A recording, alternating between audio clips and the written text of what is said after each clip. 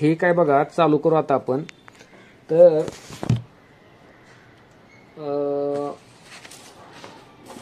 अंमलबजावणीत आता काय सुरू आहे किंवा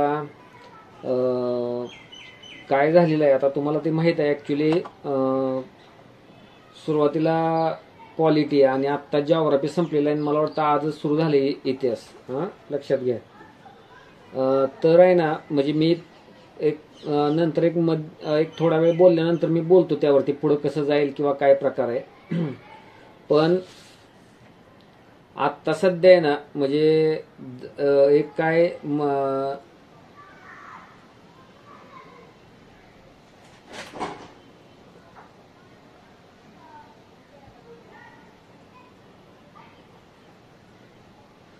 तर काही निरीक्षण मी नोंदवणार आहे बघा. म्हणजे आता तुम्हाला माहित आहे की मागच्या वेळेला हा अंमलबजावणी ग्रुप सुरू झाला होता 24च्या प्रिलिमसाठी. त्यामुळे त्यातनं एकदम चांगलं रिझल्ट आहेत, म्हणजे लक्षात घ्या. तर त्यावेळेतला फरक आणि आत्ता काय आहे तर मी जरा तुम्हाला सांगतो. मग काय प्रकार मला काय जाणवलंय थोडं. तर आहे ना, आत्ताच्या ग्रुपमध्ये जे लोक आहेत ना, म्हणजे किती नवीन आहेत मला आता नाही लक्षात येत, पण एक असतील निम्म्यापेक्षा जास्त नवीन आहेत, लक्षात घ्या. किमान निम्म प्रमाण आहे. म्हणजे समजा 50-52 जर पकडले तर 25 एक जुने आणि 25 नवीन असं प्रमाण असेल कदाचित.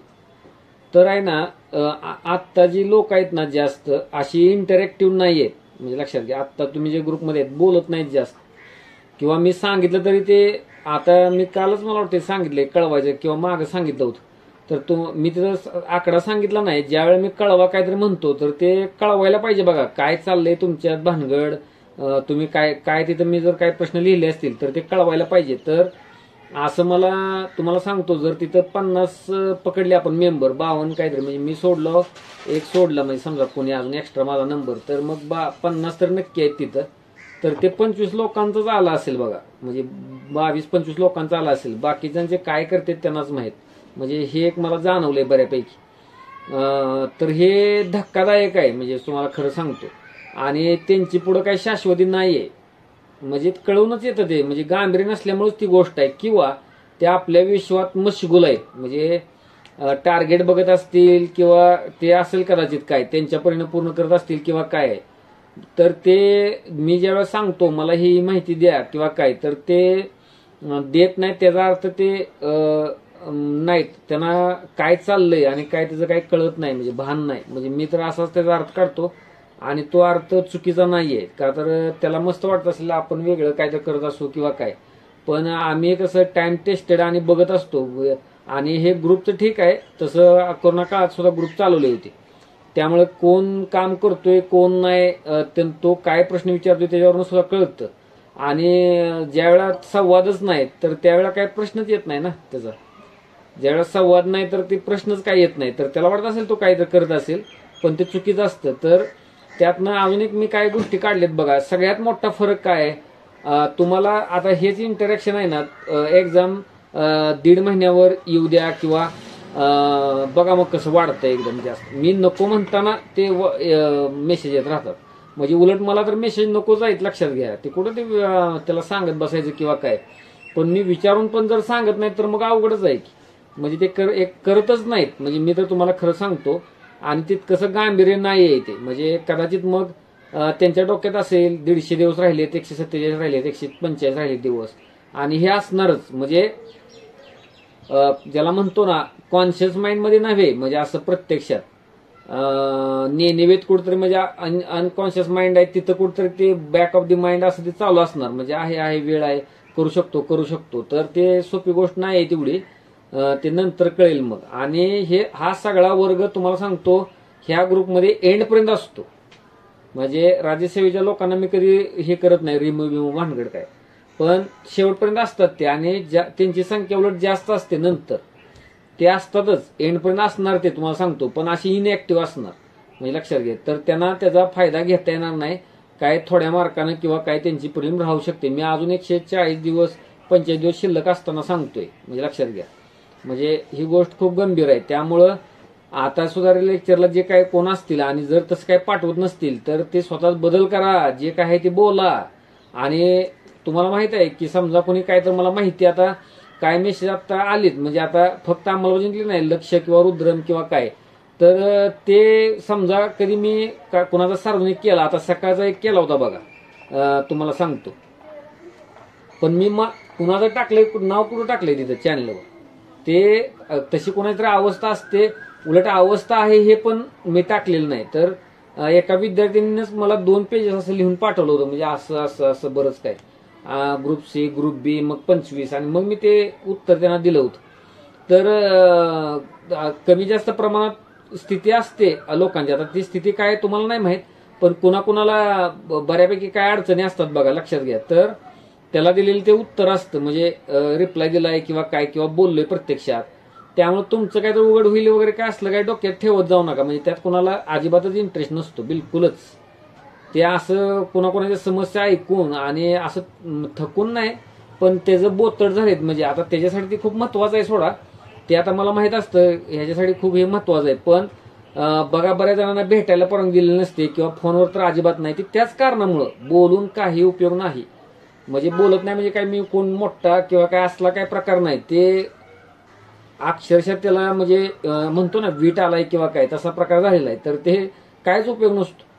करणारा कॅन्डिडेट मूकपणाने चालू करत असतो. समजा प्रश्न त्याने काय मला मेसेजवर दिला, त्याचं त्याला उत्तर मिळतं, नाही त्याचं समाधान झालं तर परत तो काय तर सांगतो, आणि कोण पुढे जातं आणि कोण नाही. तर तुम्हाला सांगतो, आता सुद्धा ज्या वेळेला बघा रुद्रमच शक्यतो त्याच्यामध्ये इच्छुक असणारे पण मी असं भेटलोय, ज्यांना क्लासमध्ये किंवा ऑफलाईनला किंवा असं भेटलोय 15 मिनिटं 20 मिनिटं अर्धा तास. आत्ता त्यातला कुणीही रुद्रममध्ये नाही. 8 ते 10 जणांना मी भेटलेलो होतो. आलं लक्षात तुम्हाला प्रमाण. आणि जे आता ऑनलाईन मार्गातनं आहेत किंवा ते असुरक्षित असतात हो, म्हणूनच त्यांना ते असं वाटतं खात्री करायची असते. मी लक्षात घ्या, असं असतंय ते. आणि त्या असुरक्षित असतात, त्यांना अनेक प्रश्न असतात, ते कृतीप्रवण नसतात, काहीतरी भेटल्यावर बोलल्यावर काहीतरी मला सोल्युशन निघेल असा एक अंधविश्वास किंवा भाबडा विश्वास असतो. त्याला बघा कुठं जागा नसते. ज्याला करायचंय तो करतोच, म्हणजे असं असतं ते. म्हणजे मी भेटू अगर न भेटू त्याचं चालूच असतं ते, असा प्रकार असतो. तर हा अनुभव असतो, आणि मग त्यातनं आउटपुट काही निघणार नसणार आहे. त्याच्यासाठी निघालं नाहीच, त्याला काय निघालं काय माहित, आणि माझ्यासाठी तर निघालंच नाही. त्यामुळे कशाला भेटा किंवा काय. तसंच सेम आहे बघा, हे एक इंटरॅक्शन म्हणजे थोडीशी भेटच आहे ना ती बऱ्यापैकी. म्हणजे अशी गोष्ट आहे. तर ठीक आहे, असू द्या ती काय असेल तर. पण आता बघा की मग त्यातनं निघालेला निष्कर्ष काय आहे की एक्झाम वगैरे 140 दिवस 70 दिवस हे डोक्यातनं पूर्ण काढून टाका. लक्षात घ्या, ज्या लोकांना चाटून गेलेले म्हणजे गोळी चाटून जाते बघा, पण आपल्याला गोळी आपल्यावर असं जर त्या प्रकारे रिझल्ट जर चाटून गेला असेल 24चा 23चा, तर ते दिवस आठवा.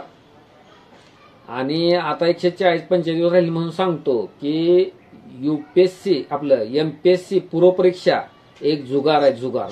कित्येकदा मी वाक्य सांगितलेलं आहे. मला जे पास व्हायला पाहिजे असणार मुलं क्लासमध्ये झालेली नाहीत, भलतीच झालेत. म्हणजे ज्याला म्हणतो ना ओपनर बॅट्समन फेल, पण मिडल लाईनचे पास झालेत, पण त्याचा मेन्सला जाऊन काय उपयोग आहे, तिथं राज्यसेवेच्या ऑब्जेक्टिव्हला सुद्धा काय उपयोग नाही.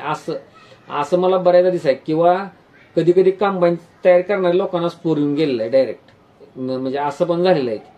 तर असं आहे ते, जुगार आहे, जुगार मोठा. म्हणजे तर त्याला जर तुम्हाला पकडायचं असलं भक्कम, आता मग काय वर्ग असा आहे की सुटणारच, काटा सुटेल पण हमका सुटणार एक्झाम, म्हणजे अशी पण आहेत. पण ते काही सहज येत नाही.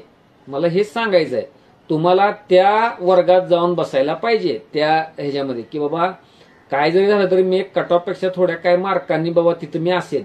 आणि ह्या वेळेला तुम्हाला सांगतो, पूर्वी कसं ऑब्जेक्टिव्ह मेन्स असायची, ह्या वेळेला डिस्क्रिप्टिव्ह असल्यामुळं काहीच होणार नाही. जर काट ऑफ स्कोर असला तर तुमचा, तुम्ही फक्त टेलिग्राम आणि हेच डोक्यात फिरत राहणार. आणि डिस्क्रिप्टिव्हचा असा खेळ आहे की त्याच रात्री चालू करायला लागते लिहायला, तर काय तर हातात सापडेल, म्हणजे इथपर्यंत येते.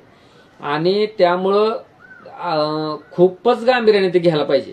आता इथं सगळे रुद्रमची पण लोक आहेत बघा, मिक्स आहेत. मी तिकडे नेहमी सांगतो की पहिली प्रायोरिटी अंमलबजावणीला द्या, टार्गेटला, आणि मग रुद्रमला द्या. आणि दुसरं पण एक सांगतो की जर एखादा टास्क रुद्रम मधला एखादा प्रश्न लिहायचा राहिला, नोट राहिली, तर ते एक थोडी सवलत तिथं आहे बाबा, ठीक आहे.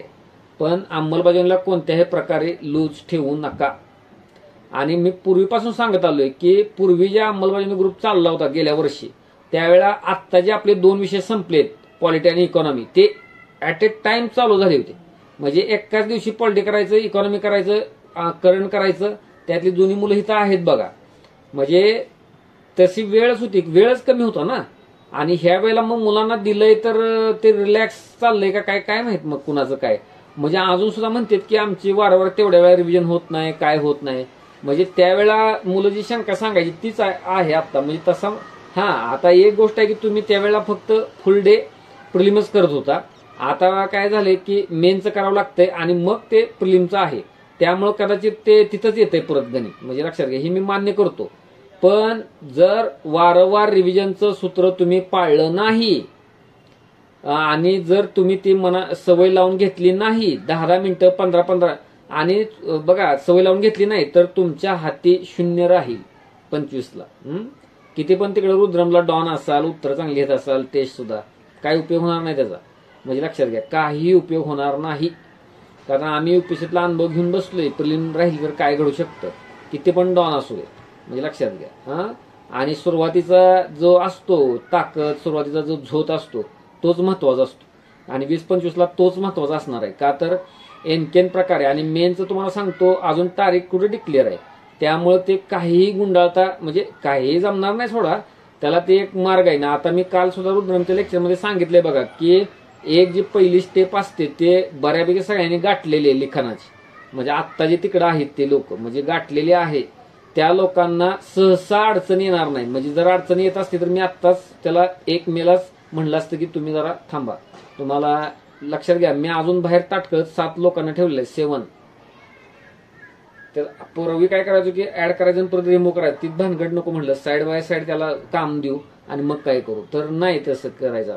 आता खेळ करायचा नाही. मग आत्ता जी लोक आहेत तर ते आता लिहू शकतात किंवा म्हणजे आहेत, म्हणजे ते मेन्सला टिकू शकतात असे आहेत. पण त्यांच्या प्रिलिमचं काय, म्हणून ते प्रिलिम महत्वाचं आहे. आता तिकडे काय धोका नाही, किती पण सपाट उत्तर असू दे, काय त्याला आकार देता येतो. पहिली स्टेप आहे ती लिहिता येणं, ही स्टेप आहे ती जमतंय लिहायला. त्यामुळे त्याला आकार कसा द्यायचा, एकदम योग्य तोच कंटेंट कसा आणायचा, एक्सप्रेशनच्या अंगानं काय करायचं, ह्या गोष्टी जमतील. म्हणजे त्याला काय आता का तर एवढे दिवस काढल्यानंतर माझी सवय झाल्यानंतर ती गोष्ट आहे. किंवा वेग पण वाढतो. फक्त जरा पहिल्यांदा बऱ्याच लोकांना जाचत होतं, त्यामुळे ते ठरल्याप्रमाणे होईना.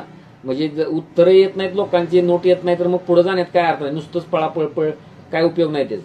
म्हणजे लक्षात घ्या, युपीएससीच्या धर्तीवर मी ते नियोजन आखलं होतं महिन्याला एक, पण ते मुलांच्या लोड जाते किंवा तिकडे अंमलबजावणी खाली येते. मग डायरेक्ट ज्या वेळेला अंमलबजावणी खाली येईल तर त्यावेळेला तुमचा 25चा विषय संपलेला असेल, लक्षात घ्या. आणि 25ची प्रिलिम सुटत नाही, मग 26ची कशी सुटेल. तिथनं पुढे तुमचा विषयच कट आहे तो.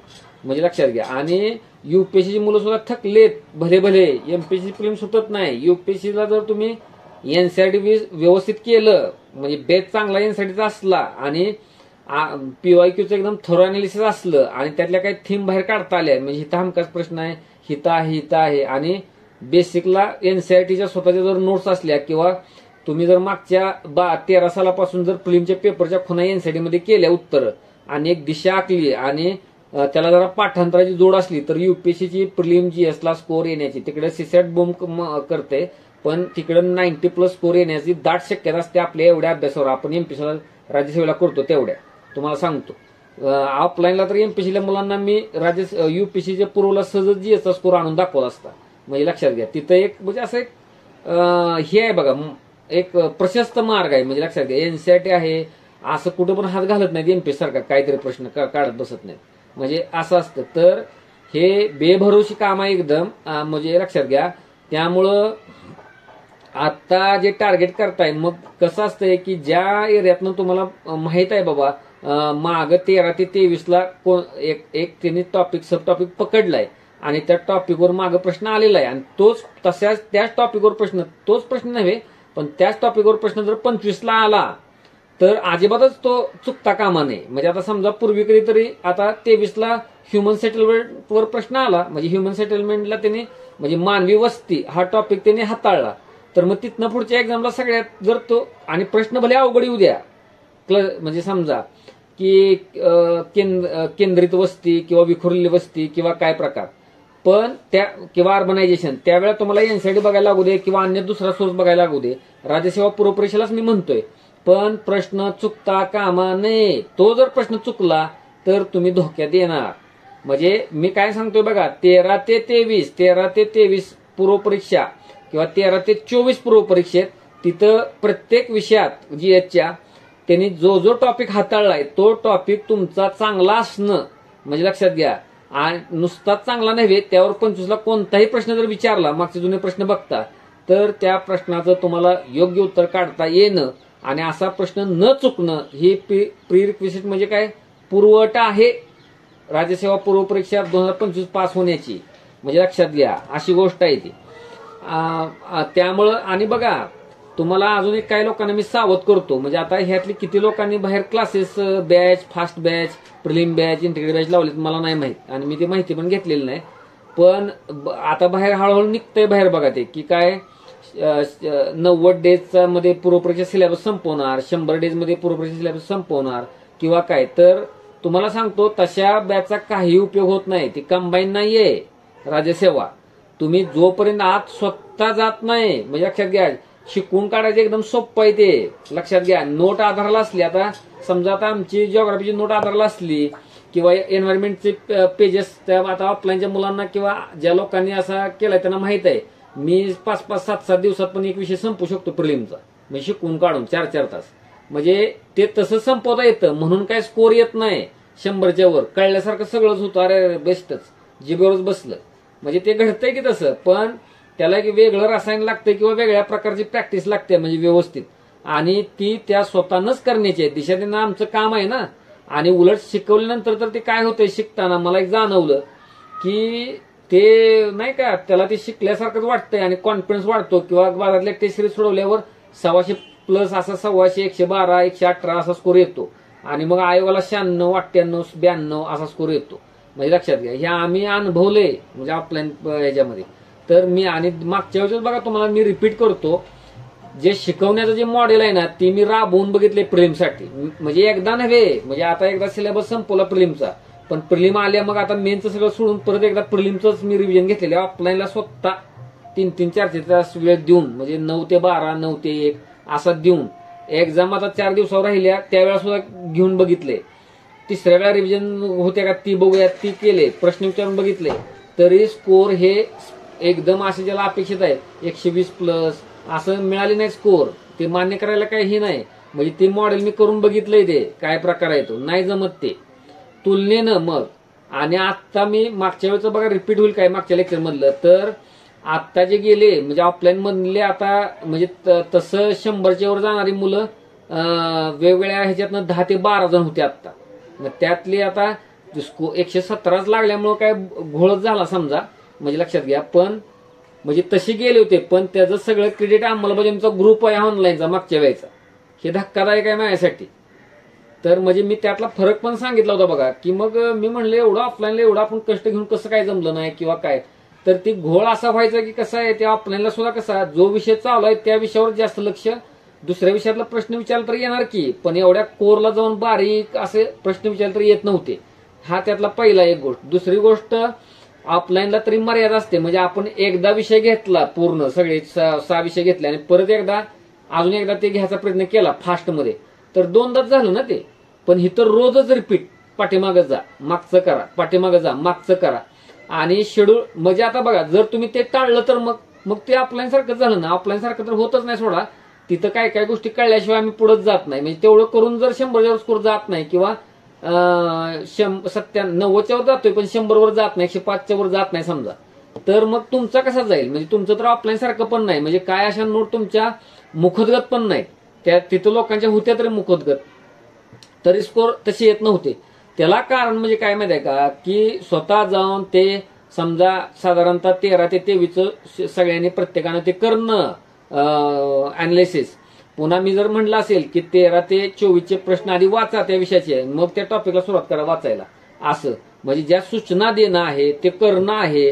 किंवा एक्झाम पुढे गेली तर मग ते पुन्हा रिवाइज आपलं शेड्यूल करून पुन्हा ते लावणं, रिव्हिजनचं बरोबर स्लॉट तिथं टाकणं. आता करंट एकदम संपवण्याचं आमचं त्यावेळेस एक गोष्ट होती. आता मग ते हळूहळू ते संपणं त्या वेळेलाच पाठीमागे जाऊन बघणं, म्हणजे एखादा दिवस परत रिव्हिजनला देणं आणि बऱ्याच ह्यात गोष्टी आहेत बघा सांगितल्या होत्या की आणि मी त्या ज्या तुम्ही आता तर अंमलबजावणी ग्रुपमध्ये आहातच बघा, म्हणजे आहातच. तर तुम्ही ते काय करा, ते पीडीएफ अंमलबजावणीची मी जी दिली होती टेलिग्रामवर की अंमलबजावणीचा फायदा काय झालाय, तो पुन्हा एकदा तुम्हीच बघा. ऍक्च्युली तुम्हीच बघा, उलट तुम्ही जरी त्या ग्रुपमध्ये असला तरी तर ते खोटं नाहीये काय लिहिलेलं त्यातलं. त्यामुळे तेच जाऊन बरं ह्या मुलांचा अशा काय प्रतिक्रिया का आहेत बाबा. आता त्यातली बरीच लोक 5-6 जण आता इथं नाहीत का, तर ते काम लक्षच्या ग्रुपमध्ये आहेत मेन्ससाठी. म्हणजे राज्यसेवेला इकडे स्कोर काढून सुद्धा अंमलबजावणीत, पण तिकडे ते मेन्स करतायत. म्हणजे चांगला स्कोर आहे तिकडं समजा 63च्या वर, तर ते आहेत तिथं. म्हणजे लक्षात घ्या, म्हणजे आहे बघा ते जिबेवर नाव आहेत ती माझ्या, म्हणजे लक्षात राहिले ते लोक. तर ही गोष्ट कशामुळं घडल्या, तर सवय लावून अंगाला घेण्यामुळं. म्हणजे ती जी गोष्ट आहे, मग तुम्ही मस्त अंमलबजावणीचा भाग आहात, पण ते त्याप्रमाणे डेली टार्गेट होत नाही. एक परत सांगलेली रिव्हिजन गाठोडं 2-3दा वाक्य दिलं तिथं वर की बाबा तुम्ही क्रिमपाटला जाऊन भेट द्यायलाच पाहिजे, मग तुम्ही असं करायला पाहिजे. समजा मी काय तर तिथे दिलेली आहे गोष्ट, ती तुम्ही जगत नाही, करत नाही, कधीतरी टार्गेटच्याच मागं लागताय झालं मग, म्हणजे असं म्हणजे किंवा मग रिव्हिजन करतच नाही. मग कधी कधी मग आणि 2-4 लोकांच्या निवेशनमधून असं पण आलंय की ज्याला म्हणतो ना काय आळस हे पण आलंय, चांगल्या लोकांच्याकडनं पण आलंय. आळस वाटणं एक आलंय. परत अजून काय आलंय की काम लांबणीवर टाकणे, म्हणजे आज करायचंय तर उद्या करूच की, ओढूच की, काय तर प्रकार करूच की, म्हणजे असं. मग आता त्याच्यावर काय बोलायचं म्हणजे लक्षात घ्या. म्हणजे ठीक आहे, आता मग असं त्रिकस काय बोललो तर मग त्यांना अजून लागणार नाही. ते म्हणणार हा मग काय उत्तर मिळालं तर घडतेच तर तसं. तर तुम्हाला सांगेन मी मग काय अवघड आहे, अवघड आहेत. म्हणजे जो 20-25च्या फायनल लिस्ट मध्ये असणार, म्हणजे त्याला काय कंटाळा यूज नाही काय, त्याला काय आळस यूज नाही काय, येणार ना. पण ते माझ्यापर्यंत येईपर्यंत म्हणजे नक्कीच तेवढं गंभीर गोष्ट असणार आहे त्या आळसाची.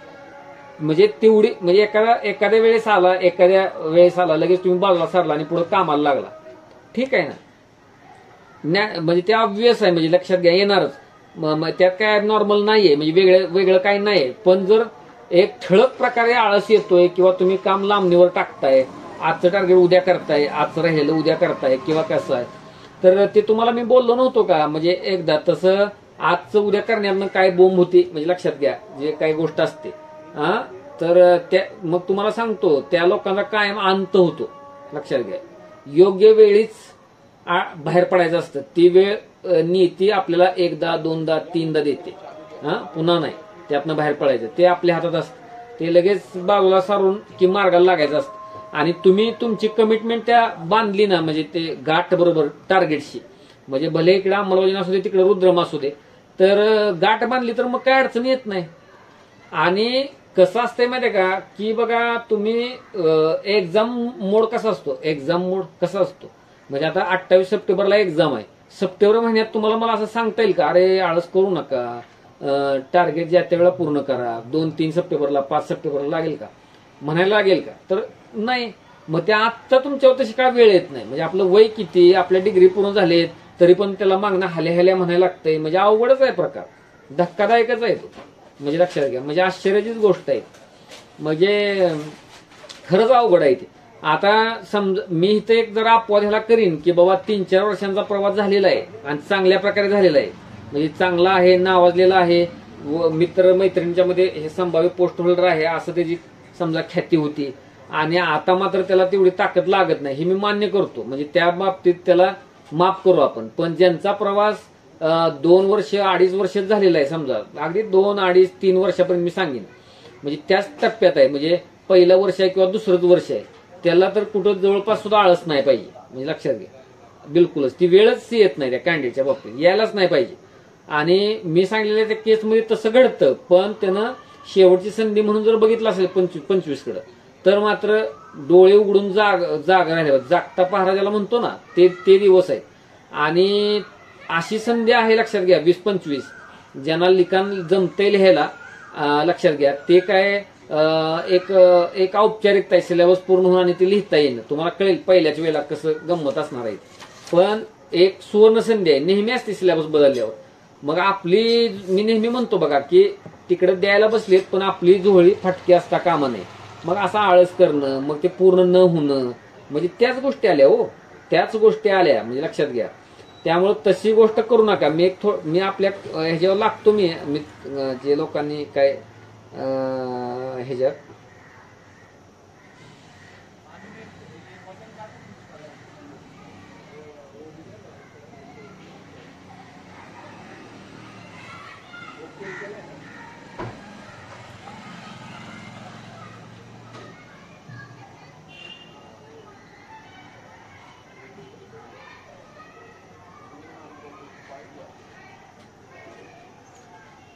आता बघा, एक बघा आता बघूया ते कॅन्डिडेट असली तरच बघण्याचा अर्थ आहे ना. बरं, असू द्या नसू द्या, ठीक आहे. तर आता बघा, तुम्हाला मी मुद्दे दिले होते बघा, कळवा म्हणून. त्यातला काय, राज्यशास्त्र आणि भूगोलमध्ये आधीपेक्षा कॉन्फिडन्स वाढला आहे. गाठोडे पूर्ण करण्याचा प्रयत्न असतो सर, पण तेवढ्या वारंवार वेळेला शक्य होत नाही आहे. कारण टार्गेटमध्ये टाइम जातो आणि वेगळा काढायचा म्हटले तर असं वाटते की टार्गेट राहून जाईल.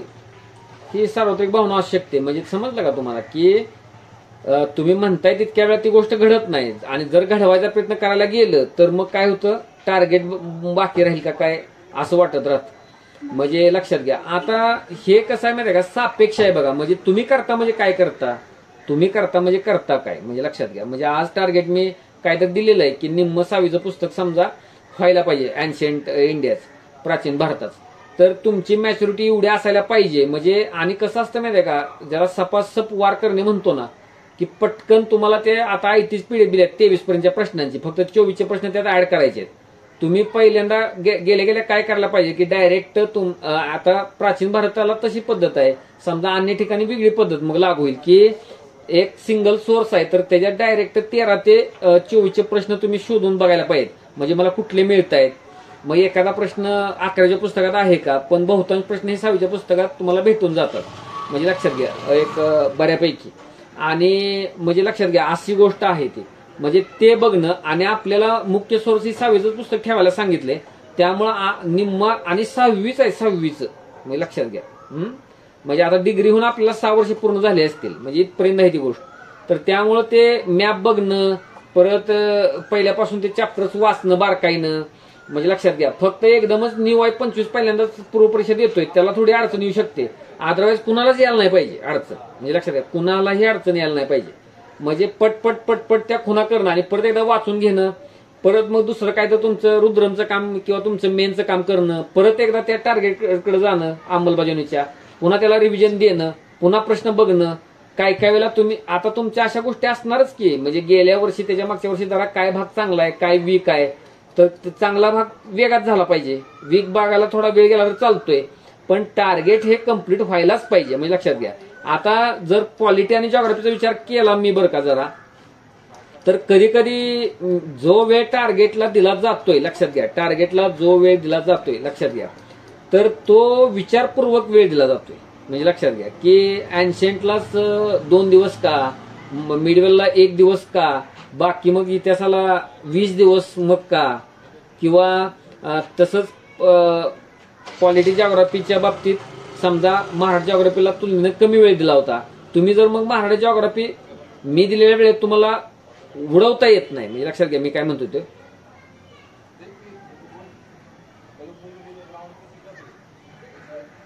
जर तुम्हाला करता येत नाही, म्हणजे लक्षात घ्या, बरं असू द्या बघू आपण परत. तर जर तुम्हाला तसं जर करता येत नाही तर चुकीची पद्धतीनं ते तुम्ही बघताय त्याकडे, समजताय का नाही मी काय म्हणतोय. तुम्ही तुमच्या पद्धतीनं त्याला बघायला आणि संपवायला बघताय. म्हणजे हा माणूस म्हणजे काय समजा त्या अनुभव घेतलेला आहे असं सांगतोय. म्हणजे लक्षात घ्या तुम्हाला गमवण्यासारखं काय आहे. म्हणजे लक्षात घ्या तुम्हाला माहित आहे आता ऑलरेडी जिओग्राफी आणि पॉलिटी संपलेलं आहे. म्हणजे लक्षात घ्या आता इकॉनॉमीला 7 दिवस समजा साधारणतः, एकच मिनिट जरा, एकच मिनिट. तर म्हणजे लक्षात घ्या जो काय प्रकार आहे, तर म्हणजे तुम्ही त्याकडे मला जे अपेक्षित आहे त्या पद्धतीनं बघत नाही. मग तुम्हाला 3च्या ऐवजी 4 दिवस लागतायत, 2च्या ऐवजी 3 दिवस लागतायत, असं घडतंय ना ते. का तर बघा आता महाराष्ट्र जिओग्राफीला किती महत्व द्यायचं आहे, तर माझ्यावर सुद्धा विश्वास तुम्ही ठेवूच नका ना. 13 ते 24 पटकन उठल्या उठल्या सकाळी ते, आणि तुम्हाला माहिती आहे अगोदरच ते टेबल तयार केलेलं असते आपण विषय चालू करायच्या अगोदर, म्हणजे लक्षात घ्या करायलाच पाहिजे. आता इतिहासाचं मी न म्हणता सुद्धा स्वतः करायला पाहिजे टेबल, म्हणजे लक्षात घ्या. एकदा नियम सांगितलाय ना त्या विषयाला चालू करायच्या वेळेला आता ते माझ्याकडं द्यायलाच पाहिजे खरं वाक्य म्हणून, की अगोदर काय प्रश्न आले ते बघायलाच पाहिजे, म्हणजे लक्षात घ्या. आणि ते बघितल्यानंतर मग महाराष्ट्र जिओग्राफी काय विचारतायत, मग प्राकृतिक जास्त विचारतायत, मग 24ला काय फरक पाडलाय का, आणि तेवढंच सीमित राहायला पाहिजे बघा. म्हणजे आत्ता आणि मला सांगायचं काय होतं, म्हणजे आता काय आपण आपल्याला पहिला राऊंड हा 140 दिवस चालणार नाही, म्हणजे लक्षात घ्या. म्हणजे 10 दिवसच एक्झामला राहिले तर मग आपला सिलेबस संपला आणि तुम्हाला 10 दिवसच परत भेटणार आहेत असं राहिलेलं नाही, म्हणजे लक्षात घ्या. असं होणार नाही. त्यामुळे ते 2, 3, 4 वेळा होईल ना, तर तुम्ही पहिल्या वेळा जाताना बरोबर अगदी ह्या सिस्टीम प्रमाणे जाणं, टार्गेट प्रमाणे, आणि मग त्यानंतर मग तुम्हाला तिथं संधी परत त्या विषयाला येताना तो कव्हर करणं की, पण बाकी नाही ठेवायचं. आत्ता सर्कल मारायचंच, म्हणजे हे सांगतायत. म्हणजे तुम्हाला गमवण्यासारखं काही नाही बघा. जर काही चुका झाल्या असतील काय तर तुम्हाला त्या दुरुस्त करता येतील ना, तसा वेळ असणार आहे की. पण तशा चुका म्हणजे तुम्ही काहीतरी वेगळ्या मार्गानं जाताय, वेगळं काहीतरी करताय किंवा तिथंच अडकून बसताय, त्यामुळे ते घडतंय ना. हे म्हणतायत वारंवार भेट द्यायची, म्हणजे ते पहिल्यांदा तशा स्पीडनंच ते करायचंय. म्हणजे पटकन बाबा प्रश्न बघून घेतले आणि मग दिशा एक ठरवली. नाही तर तुम्ही जर बाष्कळ भरपूर काही बघत बसला म्हणजे महाराष्ट्राच्या जिओग्राफीचं कसं ते होईल मग करायला. तसंच हिस्ट्रीची गोष्ट आहे, कसं काय होणार ते पूर्ण, नाही होणार पूर्ण, म्हणजे लक्षात घ्या. आणि ते बघा एकदम योग्य जागीच ताकद लागली पाहिजे, म्हणजे लक्षात घ्या. जे मुलं राज्यसेवा मेन्स ऑब्जेक्टिव्ह देतात, म्हणजे लक्षात घ्या, काही मुलं सगळी नव्हे, काही मुलं तर तुम्हाला सांगतो शेवटच्या 10-15 दिवसात अभ्यास करून परत प्रिलिमला सामोरे जातात आणि प्रिलिम काढतात. मग एन्शियंट इंडिया, मिडल इंडिया किंवा सायन्स टेक, सायन्स आपलं जनरल सायन्स असा भाग तेवढा रिवाइज करतात आणि एक्झाम जातात. मी ते स्वतः जवळून अनुभवले ते, आणि परत स्कोर 130-32 काढला असतो त्याने. म्हणजे हे कशा जीवावर येतं तर अतिशय म्हणजे मायक्रो अनालिसिस असतं, पिन पॉइंटेड, म्हणजे ह्या गोष्ट करायची, हे गोष्ट करायची. आता ती गोष्ट धोकादायक आहे तसं करणं, म्हणजे लक्षात घ्या. म्हणजे तेवढंच करणं काय, पण आता आपण पहिल्या राऊंडला पण तितकं तसं पिन पॉइंटेड करतच नाही, म्हणजे पसरडच करतोय, म्हणजे लक्षात घ्या. प्रश्न बघायचे आहेत आणि मग तुम्हाला सोर्स सांगितलाय आणि संदर्भ पुस्तक सुद्धा त्यातनं स्टेट बोर्ड असेल किंवा अन्य असेल त्यातनं तुम्हाला गोष्ट करायची आहे ते पण बोललेलं आहे, म्हणजे लक्षात घ्या. जे काही गोष्ट असेल पॉलिटीला तर काय लक्ष्मीकांतच आहे, पण हिथं जर जिओग्राफीची गोष्ट केली तर मग स्टेट बोर्ड आहे, कुठेतरी एनसीआरटीची पीडीएफ आहे किंवा काय आहे. आणि प्रश्नांच्यावर बघा जबरदस्त पकड पाहिजे, म्हणजे काय प्रश्न विचारलेत हे जितकी तिथं, म्हणजे एखाद्या टॉपिकचं मी तुम्हाला सांगितलं तर पटपट सांगायला द्यायला पाहिजे. आता नागरीकरण आहे तर अर्बनायझेशन काय काय काय काय काय काय हे विचारलंय, म्हणजे लक्षात घ्या असं. किंवा महाराष्ट्र प्राकृतिक समजा नदीवर प्रश्न आहे, फक्त राज्यसेवा पुरवल्या आतापर्यंत किती नदीवर प्रश्न आले, 3 का 2 का 5, आणि ते कुठले, म्हणजे लक्षात घ्या कुठली कुठली नदी विचारले. मग एकदा मग जुन्या काळात काय विचारलंय, मातीच्या धरणावर विचारलंय का, किंवा नव्या काळात काय विचारलंय, खडकावर किती विचारले, म्हणजे लक्षात घ्या असं. लोकसंख्येवर मग विचारताना भारत जग का महाराष्ट्र विचारलंय, काय विचारलंय, हे तुम्हाला आता सांगता येईल जिओग्राफी आपण केल्यानंतर. हे बघा गोष्ट आहे प्रिलिमची, म्हणजे नुसतं आपलं वेड्यासारखं सगळी वाचतात घ्या पुस्तकाने वाचत बसा, ती गोष्ट करण्याला काही अर्थ नाही, ते तुम्हाला काही हाती लागणार नाही, म्हणजे लक्षात घ्या. अगदी करेक्ट पिन पॉइंटेड ते माहित असलं पाहिजे, कुठं काय विचारतायत, कसं विचारतायत. आता एन्शियंट इंडिया सुद्धा करताना कधी कधी त्यांनी राजांवर भिस्त दिलेले, कधी कधी मग इंडस व्हॅली सिव्हिलायझेशन विचारताना काय विचारतायत, वेदिकवर विचारताना काय विचारतायत. मग हे पहिले काय गोष्टी सोडून म्हणजे इंडस व्हॅली सिव्हिलायझेशन किंवा वेदिक एज, लेटरे वेदिक एज ते सोडून मग महाजन पदात मग तिने पकडतायत. मग गुप्तात काय विचारतायत का, नंतर मग सातवाहन किंवा ज्या काय दक्षिणेतली राज्य आहेत तिथलं काय विचारतायत का, तिथलं जर विचारलं तर मग त्यातला मेजर राजात विचारतायत का, मग जो कोण असला त्या डायनेस्टी मधला तसा. तर ते तो बारकावा बघा तुमच्याकडे यायला पाहिजे. प्रश्न अधून मधून वारंवार बघायला पाहिजेत. प्रश्न बघणं मटेरियलमध्ये जाणं, परत बाहेर येणं, परत प्रश्न बघणं मटेरियलमध्ये जाणं, वेगवेगळ्या प्रकारची गोष्ट करायला पाहिजे, म्हणजे लक्षात घ्या. आणि तर मग तुम्ही मग एकदम काय राहील, एकदम स्पेसिफिक राहाल आणि मग तुमचा अनवॉन्टेड वेळ जाणार नाही. तुम्हाला माहितच आहे की ते आपण जर ते भिंग जर असं ह्याच्यावर पकडलं कागदावर, मग काय वेळानं ते त्याच्यावर किरण सुरायची घेतली तर जळून जातं माहिती आहे ना तुम्हाला, की एकाच जागी. तर तुम्ही जर असं असं करत राहिला ते जाईल का? ते एकदा इथं धरलं, एकदा तिथं धरलं, एकदा एकाच ठिकाणी ते लावून, म्हणजे एकदम स्पेसिफिक तुम्ही गेला तर मग तिथं ते शूट होणारच. म्हणजे अशी गोष्ट आहे बघा. आणि पहिल्या वेळा करताना तर अशा अडचणी म्हणजे टाळायला पाहिजेत, म्हणजे लक्षात घ्या.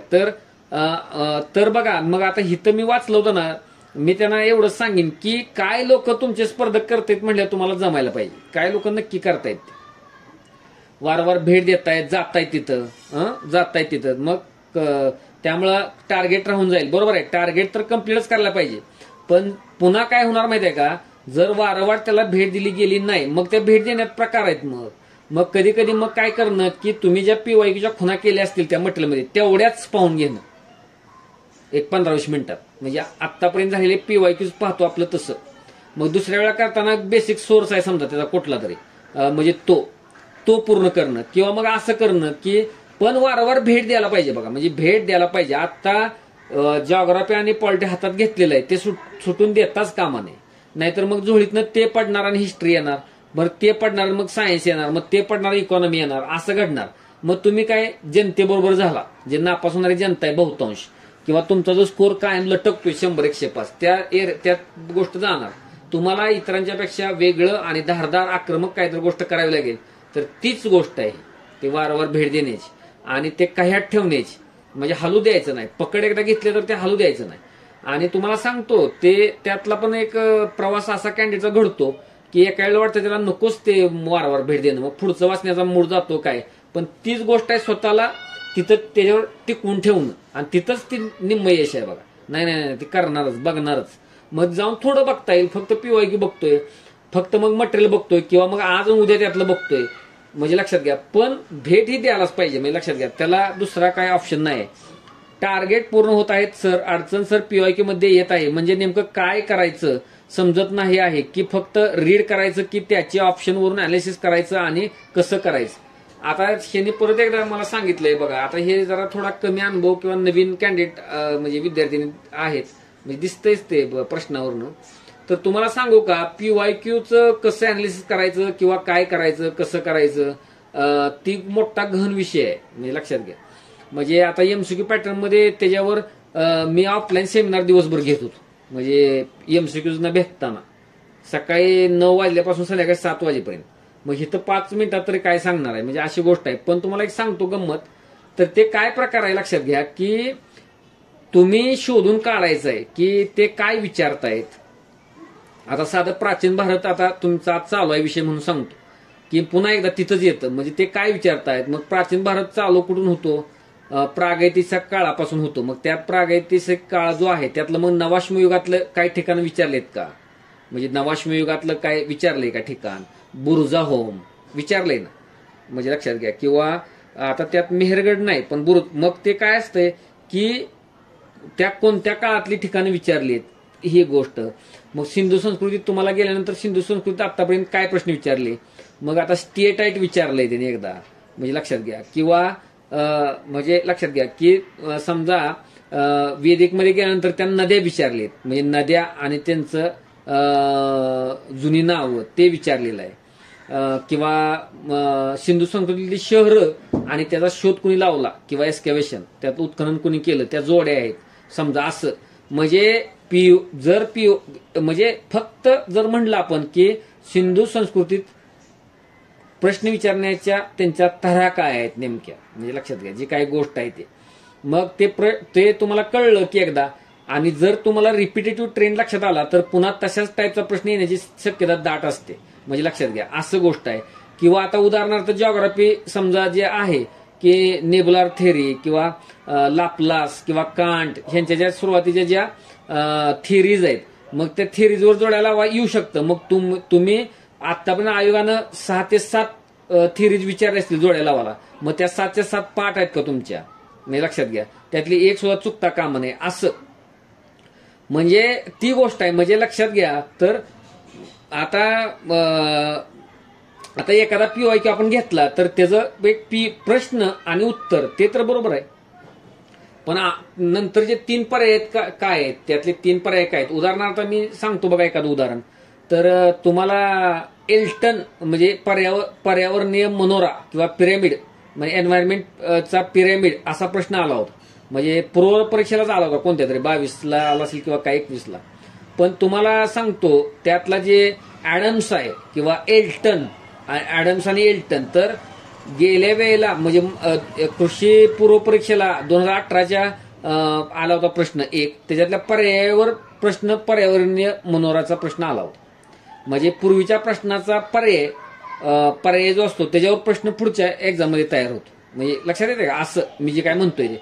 त्यामुळं फक्त प्रश्न उत्तर वाचणं हे एवढंच नाही, म्हणजे ते सुचवतो तुम्ही अजून कुठं बघायला पाहिजे, काय बघायला पाहिजे. एक प्रश्न बघतो आणि एकदा एक ठीक आहे त्यांचा आज हे मला त्यांनी सांगितले. पुढच्या एखाद्या लेक्चरला मी एखाद्या टॉपिकवर असं एक सहज गंमत म्हणून तुम्हाला कसं ते अनालिसिस थोडक्यात करायचं किंवा ह्यांचा जो प्रश्न आहे ना PYQचं करायचं म्हणजे नेमकं काय, तरी पण एक 15-20 मिनिटात किंवा अर्धा तासात मी सांगायचा मी प्रयत्न करतो. आत्ता एवढंच सांगेन की एखादा प्रश्न वाचल्यानंतर म्हणजे लक्षात घ्या की आता उदाहरणार्थ समजा एकच मिनिट,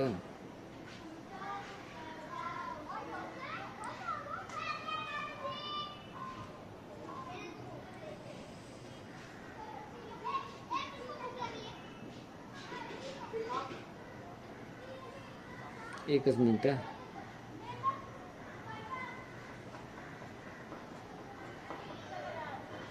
आता बघा उदाहरणार्थ आता समजा तुम्ही आता मध्ययुगीन भारत गेल्यानंतर तुम्ही कराल म्हणजे किंवा बरं जाऊ द्या. तर आता कधीचा प्रश्न मला माहित नाही हा. उलेमांच्या राजकारणातील हस्तक्षेपाला तीव्र विरोध खालीपैकी कोणी केला असा प्रश्न आहे बघा. उलेमांच्या तर राजकारणातील हस्तक्षेप जे 40 गट होता म्हणजे चेहलगानी किंवा 40 जणांचा गट असं म्हणजे इल्ततमश किंवा रजिया सुलतान म्हणजे लक्षात घ्या त्यांच्या काळात म्हणजे लक्षात घ्या. तर उलेमांच्या राजकारणातील हस्तक्षेपाला त्यांच्या कुणी विरोध केला तर बलबन, अल्लाउद्दीन खिलजी, मोहम्मद बिन तुगलक, फिरोजशाह तुगलक. आता ह्यातला फिरोजशाह तुगलक जो आहे ना तो तर उलट त्यांना हीच गेला होता लांगून चालन करणारा त्यांचा म्हणजे FST फिरोजशाह तुगलक. आणि मोहम्मद बिन तुगलक त्याच्या वेगवेगळ्या कामांसाठी प्रसिद्ध आहे. लहरी मोहम्मद त्याला म्हणत होते म्हणजे लक्षात घ्या जी काही गोष्ट आहे ती. पण आता तुम्ही काय करायचं माहिती आहे का की उलेमांच्या राजकारणातील हस्तक्षेपाला तीव्र विरोध कोणी केला तर बलबन आणि अल्लाउद्दीन खिलजी. आता लक्षात घ्या तर आणि त्यांनी विचारलंय त्यांनी ऍक्च्युली इथं आता बघा कारभारात आपले हस्तक्षेप करायला देणं म्हणजे लक्षात घ्या जर एखादा पराक्रमी राजा आहे समजा सम्राट आहे पराक्रमी आहे म्हणजे लक्षात घ्या कोणाच्या ओंजळीनं पाणी पित नाही स्वयंभू आहे असा माणूस असं जे मध्यस्थ असतात त्यांचं काय चालून देत नाही लक्षात घ्या. म्हणजे बिलकुलच म्हणजे त्यांना तसले लोक आवडतच नाहीत. किंवा उलेमा म्हणजे काय की त्यांचा ऐकायचा आणि मग राजकारभार हाकायचा त्यांच्या मनासारखा व्यवहार करायचा असं ते प्रकार. तर तुम्हाला सांगतो बलबन आणि अल्लाउद्दीन खिलजी हे दोघं पण ताकदीचे होते तुलनेनं MBT आणि FST नव्हते म्हणजे लक्षात घ्या. तर असा तो प्रकार आहे. पण ते असेल काहीतरी पण आता त्यांनी तर ते उत्तर बघायचं लक्षात घ्या. आणि तुम्हाला सांगतो सेम उत्तर असणारे परत प्रश्न तुम्हाला दिसतील. म्हणजे बलबन हे एकाच प्रश्नाचं उत्तर नाही आतापर्यंत आलेले जे प्रश्न आहेत प्रिलिमला. बलबन हे किमान 2 ते 3 प्रश्न ज्याचं उत्तर बलबन आहे असे आहेत. तर तसा परत प्रश्न पुढे आलाय का तर शोधायचा ना. म्हणजे बलबनवरच आता किती प्रश्न आहेत MBT वर किती प्रश्न आहेत FST वर पुढे प्रश्न काय आहे का तर FSTचा उल्लेख परत पण येतोय एका सरोवराच्या अनुषंगानं. अल्लाउद्दीन खिलजी सुद्धा एकदाच प्रश्न आलेला नाही पुन्हा प्रश्न आलेला आहे अल्लाउद्दीन खिलजीवर. म्हणजे ही जी गोष्ट असते तुम्ही सगळे प्रश्न बदल्यावर हे कळतं ना मग त्याच्यावरच काय विचारतायत. मी बऱ्याचदा सांगतो जर एन्शियंट आणि मिडिवलचे प्रश्न असे आहेत लक्षात घ्या काही प्रश्न सगळे नाहीत की तुम्ही प्रश्न जरी वाचला आणि मला पर्याय जरी दाखवलं तर मी उत्तर सांगतो तुम्हाला. ते आता एन्शियंट मिडिवलवर बघा मी मागच्या वेळेला पण लेक्चर घेतलं होतं म्हणजे मला वाटतं 3 दिवस असं पेडच होतं काहीतरी ऑनलाईन घेत होतं त्यात मी सांगत होतो बघा ते काही लोक ह्यात आहेत त्यातली की तुम्ही वर झाका आणि मग मी खाली ते माणूस शोधतो कोण आहे उत्तर आहे म्हणजे इथपर्यंत आहे त्यामध्ये गोष्ट. मग तसाच तो का दिलेला आहे तो माणूसच उत्तर का येतोय तर त्या पर्यायात तोच पराक्रमी आहे ना बऱ्यापैकी असं. म्हणजे त्यावर मग अन्य कुठंतरी प्रश्न कसा आलाय, किंवा ह्या लोकांना तुम्ही जे मटेरियल वापरता पण स्टँडर्ड असलं पाहिजे, म्हणजे स्टेट बोर्ड, एनसीआरटी किंवा काय असलं असं बाजारातली नोट नव्हे कोणाची तरी, तर त्यामध्ये बलबनला किती जागा दिल्या, अल्लम खिलजीला किती जागा दिल्या पुस्तकात, एमबीटीला किती दिल्या, एपीएसटीला किती दिल्या, मी लक्षात घ्या. त्याच्यावर पण कळतो कोण किती महत्वाचा काय. मग तसाच काय प्रश्न विचारलाय ते बघायचं. पुन्हा बलबन, मोहम्मद बिन तुगलक, अल्लाउद्दीन, फिरोजशाह अन्य प्रश्नांमध्ये कुठं आले आहेत तसं बघायचं, किंवा उलेमा हा शब्द अजून कुठं आलेला आहे का, म्हणजे लक्षात घ्या असं बघायचं. म्हणजे फक्त प्रिलिमचेच प्रश्न केवळ बघा, पण एक प्रश्न बघितल्यानंतर बघता का मागं जाऊन तुम्ही हे, आणि तुम्हाला ते आठवतं का हे महत्वाचं आहे बघा, म्हणजे लक्षात घ्या. तर आता तुम्हाला सांगतो तरी पण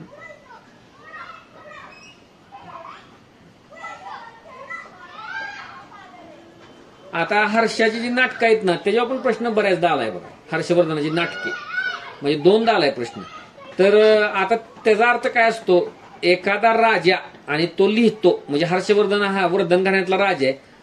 मग तुम्हाला असे अनेक हलाचं गाथा सप्तशती, समरकंदचा आहे, किंवा विशाखा दत्त, किंवा नाटककार, किंवा भास. तर तुम्हाला सांगतो 6वीच्या पुस्तकात एंडच्या चॅप्टरमध्ये कुठंतरी बघा दिलाय चॅप्टर, तिथं सगळं प्राचीन भारतातील साहित्यच दिलेलं आहे. म्हणजे खूप अवघड ठिकाणी नको जायला, पण प्रियदर्शिका, रत्नावली, नागानंद, किंवा आता हिथं ऑलच आहे तिन्ही पण समजा, पण जर एखादं वेगळं असतं नाटक मग ते कुणी लिहिलंय ते बघायला नको का. मग ते कधी कधी तुम्हाला पुस्तकात नाही सापडलं तरी गुगल सर्च मारायचं ते कुणाचं आहे, म्हणजे लक्षात घ्या एखादं नाटक आहे.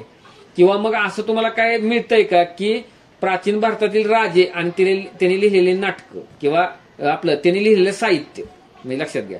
मिलिंद नागसेनाचा मिलिंद पन्नो आहे, म्हणजे बरंच आहे. मग किंवा मग आता वेगळ्या अँगलनं की आतापर्यंत प्राचीन भारतातलं साहित्यच नेमकं काय विचारलं, म्हणजे आता मला त्याच्यावर आठवलं, म्हणजे नेमकं साहित्यच काय. आता हे 3 विचारलंच, म्हणजे अजून काय विचारलंय, म्हणजे लक्षात घ्या. म्हणजे बघा आठवलं तर कळू शकतं म्हणजे कुणाचं काय विचारलं किंवा काय. माझा आवाज ऐकू येतोय का?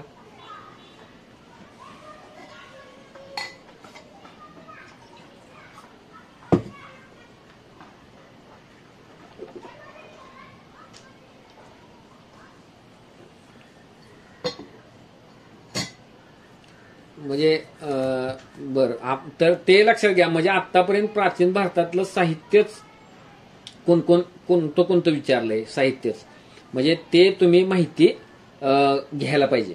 म्हणजे first chapter two and chapter 6वीच्या पुस्तकातला त्यातनं काढायला पाहिजे की काय काढायला पाहिजे की कोणतं साहित्य कुणी लिहिलेलं आहे, बरोबर आहे का. म्हणजे ही गोष्ट आहे बघा. म्हणजे हा प्रश्न ते तुम्हाला दाखवतो. परत आता गांधार कलाशैलीने प्रभावित झाली होती कशानं, मग गांधार कलाशैली आहे. मथुरा आर्ट आहे. मग गांधार प्रश्न विचारतात तर मथुरावर काय विचारणार नाहीत, मग मथुरावर कशाचा प्रभाव होता, किंवा मग मंदिर स्थापत्य शैली आतापर्यंत प्राचीन मध्ययुगीनमध्ये ज्या आल्या त्याच्यावर कोणता प्रभाव आहे, म्हणजे ते बघणं मटेरियलमध्ये. तर अशी गोष्ट करायची आहे बघा. अशी गोष्ट करायची आहे. मी जुजबी आता तुम्हाला सांगितलं, किंवा मगाशीच तुम्हाला म्हणलं की जसं त्यांनी हर्षाची नाटकं विचारली त्याप्रमाणे त्यांनी विचारलं होतं की अंगुत्तर निकायवर प्रश्न होता. 6वीच्या पुस्तकातच आहे की 16 महाजनपदाचा उल्लेख कशात आहे, अंगुत्तर निकायमध्ये. मग तुम्ही बघायचं प्रज्ञा परिमिता सूत्र काय आहे, नीतिशास्त्र काय आहे, दीर्घनिकाय काय आहे. पण आता तेवढं महत्वाचं नाही, त्यात मग वेळ घालवून आता आम्हाला माहिती आहे ते महत्वाचं नाही म्हणून. पण अंगुत्तर निकाय वारंवार येतो म्हणजे लक्षात घ्या प्राचीन भारतामध्ये. पण जर तुम्हाला प्रज्ञा परिमित सूत्र आणि दीर्घनिकाय वगैरे माहिती मिळाली, ऍटलिस्ट ते जैनांचा किंवा बुद्धांचा आहे किंवा एवढं जरी कळलं तरी भरपूर आहे ना, म्हणजे लक्षात घ्या. म्हणजे प्राचीन भारतातल्या साहित्यावर प्रश्न येतोय, म्हणजे एकदा कळला की ते काय. तसंच महाजन पदावर आहे. महाजन पदावर कशाचा प्रश्न येतोय, सिंधू संस्कृतीतल्या शहरांचा कुणी शोध लावला त्याच्यावर येते. म्हणजे लक्षात घ्या महाजन पदावर तर वारंवार प्रश्न आहे, किंवा राजा आणि महाजन पद असं पण ते प्रश्न विचारलेला आहे, म्हणजे लक्षात घ्या. म्हणजे लक्षात घ्या. पुन्हा मगाशी म्हटलंय का पर्यायात फिरोजशाह तुघलक होतं, तसं दुसरीकडे भारतातील जलसिंचनासंदर्भात खालीपैकी कोणती विधाने बरोबर आहेत. फिरोजशाह तुघलकाने सुदर्शन सरोवर बांधले, पुण्यगुप्तने पश्चिम यमुना कालवा बांधला, असा एक प्रश्न होता बघा. म्हणजे फिरोजशाह तुघलक पुन्हा आलेला आहे. मग फिरोजशाह तुघलक आला तर काय बघायचं, मोहम्मद बिन तुघलक आला तर काय बघायचं, हे तुम्ही माहिती करून घ्यायला पाहिजे ना प्रश्न एकदा आलाय म्हटल्यानंतर. म्हणजे लक्षात घ्या असं. तर आता तो आपला विषय नाही, तर म्हणजे लक्षात आलं का तुम्हाला काय जे करायचं आहे ते. तर त्यांनी आता विचारलं होतं पीवाय, पण जरा मी एक सेपरेट त्याच्यावर बोलतो मात्र नक्की.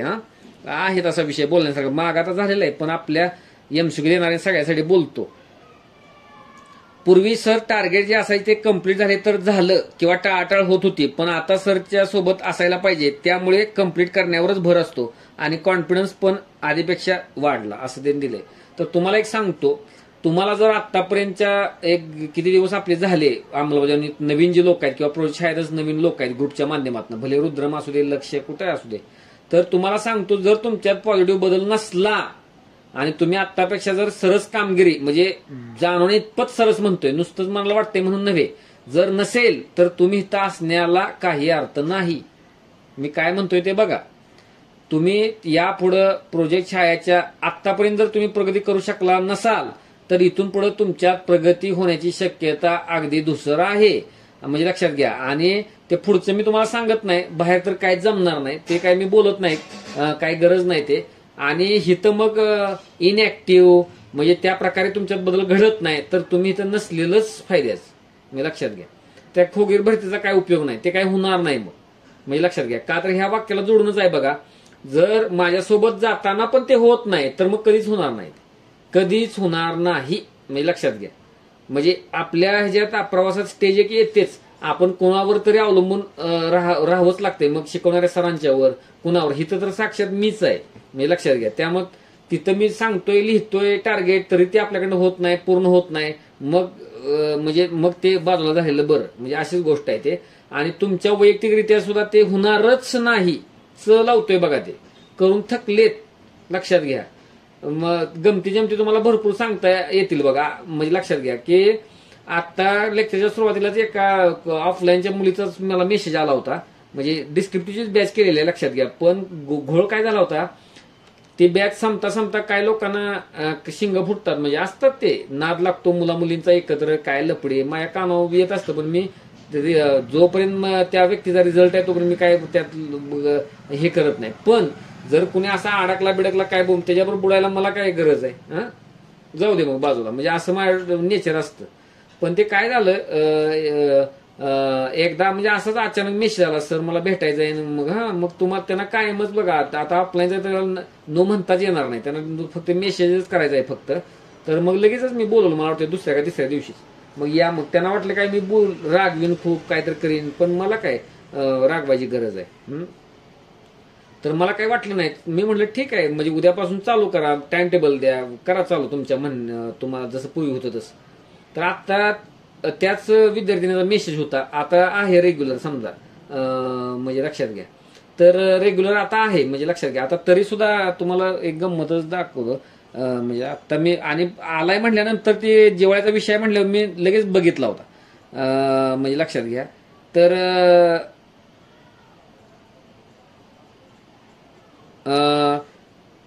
गंमत बघा कशी असते, मुलं तयार कशी होतात किंवा काय, की नमस्कार सर, अभ्यास सुरू आहे व्यवस्थित, माझ्या परीने पूर्ण देण्याचा प्रयत्न आहे, पण तरीही कॉन्फिडन्स येत नाही, भीती वाटते.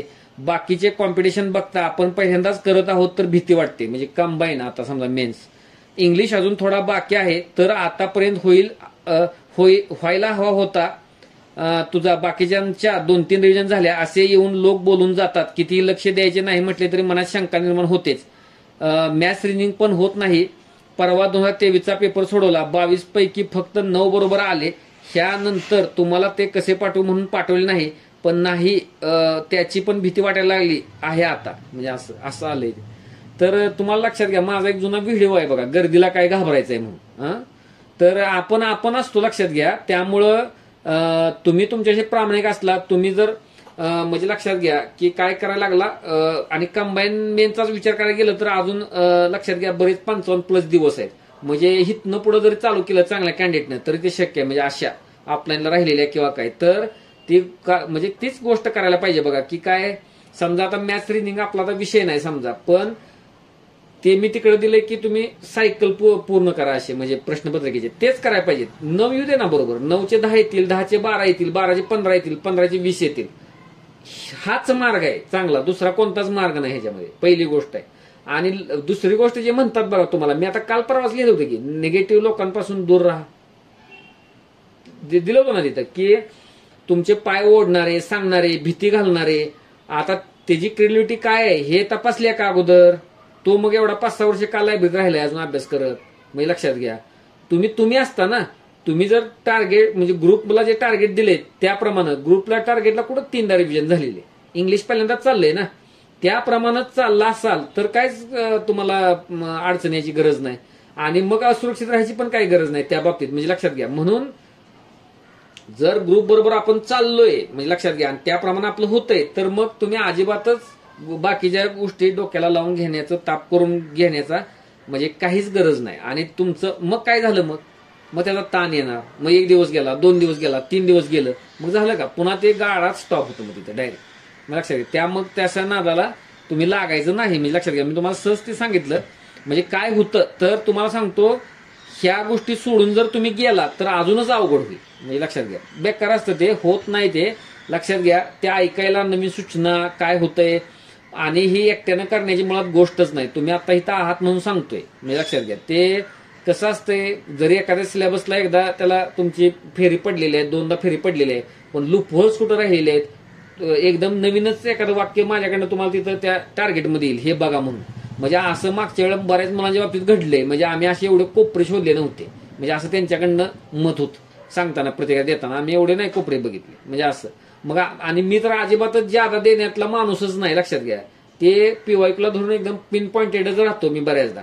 तरी सुद्धा तर त्यांच्याकडनं काही गोष्टी सुटत असल्या, म्हणजे आता जर एकदा 23ला प्रश्न केंद्रित वस्तू विखुरलेल्या वस्तू येतो आणि 24ला परत येतो, का चुकतो मग? जरी तो त्यात मटेरियल मिळत नसला तरी तुमचं त्याचे खानाखुना ते बघायलाच पाहिजे, तुमची गरजच होती ते बघणं, म्हणजे लक्षात घ्या.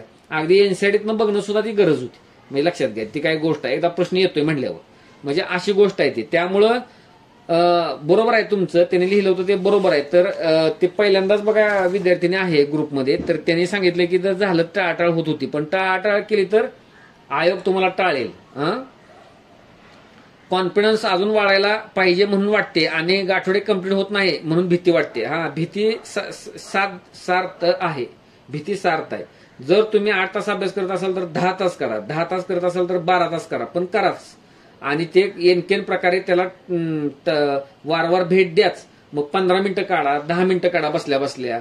मग एका वेळेला तुम्ही म्हणताय की ते त्रास होतो, म्हणजे कधी कधी कम्प्लीट होत नाही आणि कधी कधी काय होतं, बर्नआउट फील होते आणि मग अभ्यासावर फरक दिसतो.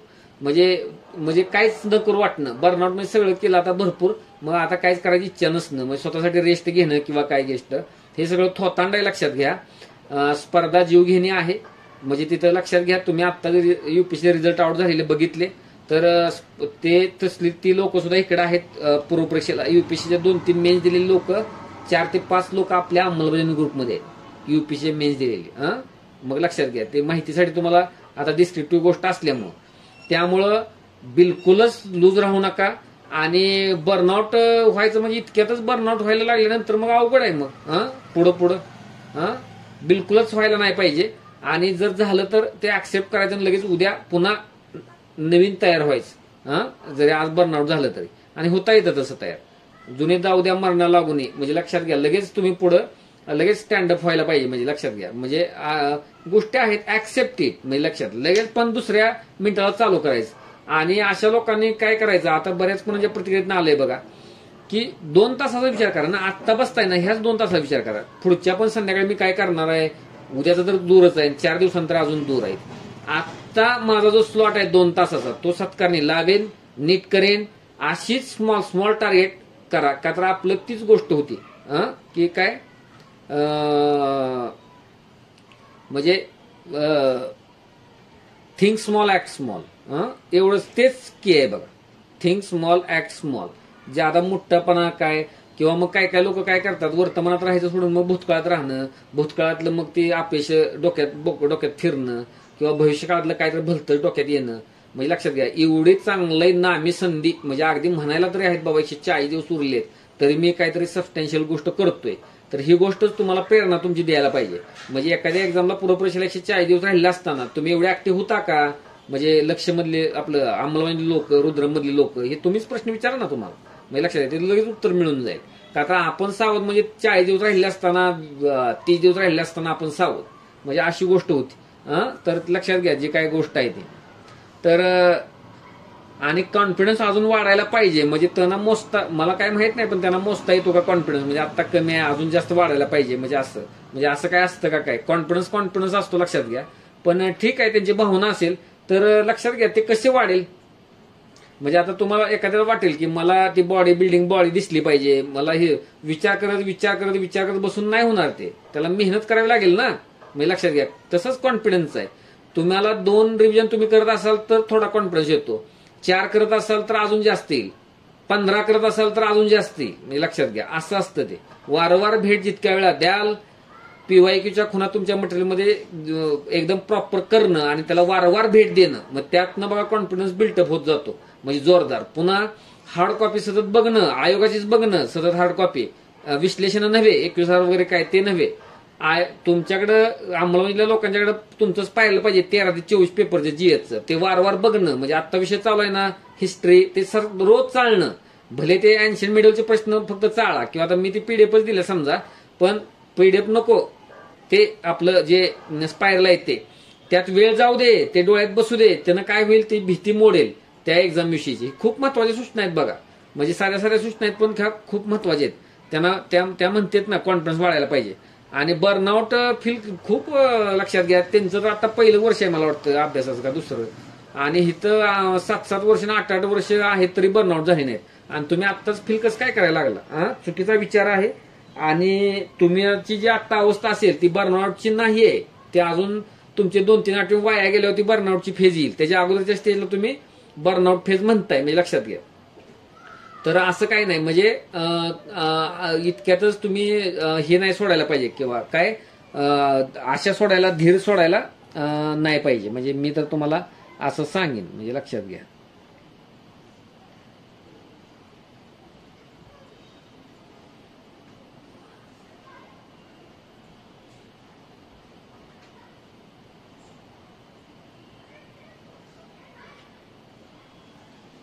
दिला असेल बरं का. पॉलिटी पूर्ण झालाय, आजारपणामुळे भूगोल पूर्ण झाला नाही. पॉलिटी आणि भारतीय भूगोल बद्दल कॉन्फिडंट आहे.